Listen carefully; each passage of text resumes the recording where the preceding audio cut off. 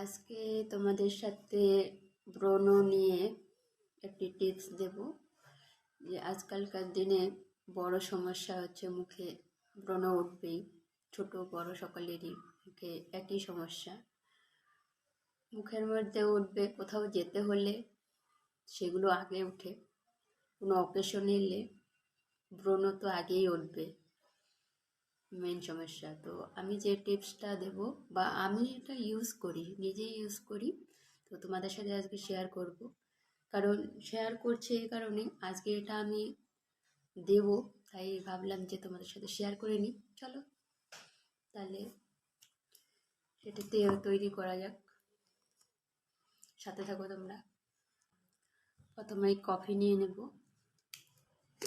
Coffee আমি সবসময় রাখি, কারণ আমি ফেসিয়াল বলো, মুখে ব্রণ বলো, সবসময় আমি কফি ইউজ করি।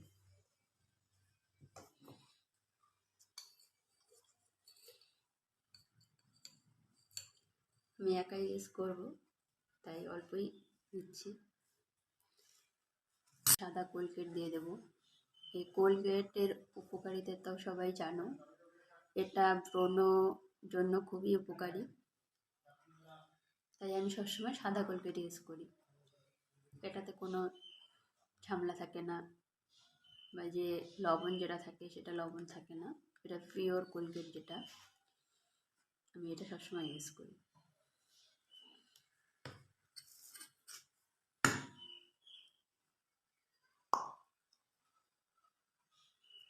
সামান্য মাত্রা কোলগেট নিয়ে নিলাম। অ্যালোভেরা জেল নেব, এটা সামান্য দিতে হবে, কারণ এটা অল্প দিলেই কফিটা গলে যাবে। সামান্য মাত্রা দিয়েছি। আজকে আমি নিজে মুখে দিয়ে দেখিয়ে দেব।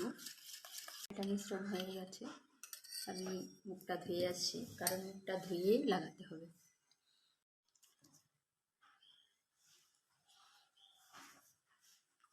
মুখ ধুয়ে চলে এলাম।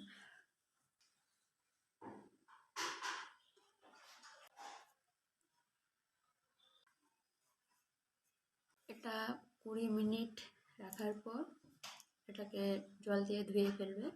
ধুয়ে ফেললে দেখতে বুঝতে পারবে যা যা ব্রণ আছে সেগুলো বসে যাবে এটা, আর মুখটাকে ফর্সা উজ্জ্বল দেখাবে।